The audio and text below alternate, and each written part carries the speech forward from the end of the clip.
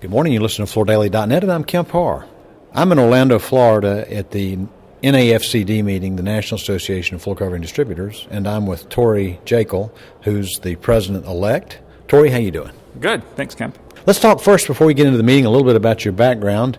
You are the third generation, you and your brother, working for Jaeckle Distributors, and you're out of Wisconsin, but you got a service area of Illinois and up in that band, right? Yes, we service the Midwest. Out of Madison, Wisconsin is our corporate headquarters, and we have branches in Chicago and St. Louis and Minneapolis, and cover the greater areas of all those metro markets. And as far as products, it's mostly floor covering, right? We do floor covering, but we also get involved in surfacing products, countertop supplies. We sell some quartz countertops. We sell countertop laminate, and flooring is the majority of our business, but our business did start with countertop laminate in 1958, and we got into flooring in the 60s, and this is now the majority of our business. Mm-hmm. And a little bit more on that, your grandfather actually started this business in 1958. He was working with his brothers, and they got into a little bet, right? That's right. I think one of them said, if my grandpa's such a hotshot, why doesn't he go run the Madison branch of his company? And my grandpa took him up on it and bought the Madison branch of that company and turned it into Jaeckle Distributors. Yeah. And some of the core lines that you carry, tell me a couple of the brands you carry. Well, Mannington would be one of our top brands. We get involved in all product categories. So we have LM flooring and wood and ARC. The LVT lines, we have Adore, we have Florida Tile, we have Florum. Okay. Those are a few of the core, yes.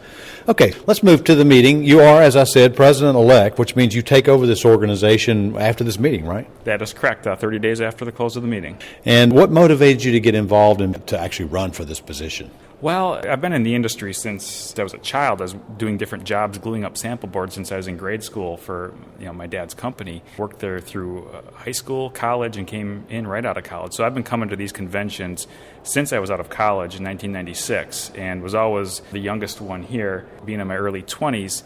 And so I've grown up benefiting from this organization, meeting people, seeing how the prior generation has done things. And it just felt right to give back and get involved and help in any way I could, since it's been such a good organization for me through my career. Are you 40 yet? I'm 44, but I'll be 45 next year, as will the NAFCD celebrate its 45th anniversary next year. Are you one of the youngest leaders of the organization? I really don't know. When I look at the past leaders that I recall, I seem to be probably the youngest, but I don't know officially. So you're going to be a refreshing change, right? I hope so. Okay. I think we've had some great past leaders, though. Okay, let's talk. You've been here a day and a half. You've been with the members. You had a cocktail party last night. As you've talked to the members, talk a little bit about the health of the distributors that are part of this group over the course of this year. I think the distributors are doing well. Obviously, everyone wishes the economy was doing better, that things were better, that this year went better than planned, and that housing was doing better than people thought it might be doing. But the distributors that are here are doing well, and I think part of it is due to this organization that helps them know how to run their businesses, gives them the context that they need to fight the problems that they see on a daily basis. And things have been upbeat, even though everyone was wishing things were a little bit better. Mm-hmm. If you had to guess on the average growth in the organization, would you say they're generally the group's up 4 or 5%, or what would you say? I would say that residentially it would be possibly a little bit lower than that, but commercially higher than that. And so it depends on the mix of each distributor, how much commercial and residential they are. Commercial did much better this year than residential did. Okay. And what do you think some of their big challenges that they're facing? I think as an industry, we're all facing some of the same challenges, and that's the shortage of installers. I've heard distributors say that part of the reason for the August through September slowdown we saw was due to builders not being able to find enough installers to put the jobs in. And that's a big challenge for all of us as we move forward. We need to find not only more installers, but qualified ones who are going to do quality work. And that affects all of us, retailer, manufacturer, and distributor. Obviously, we all have challenges with different channels of distribution.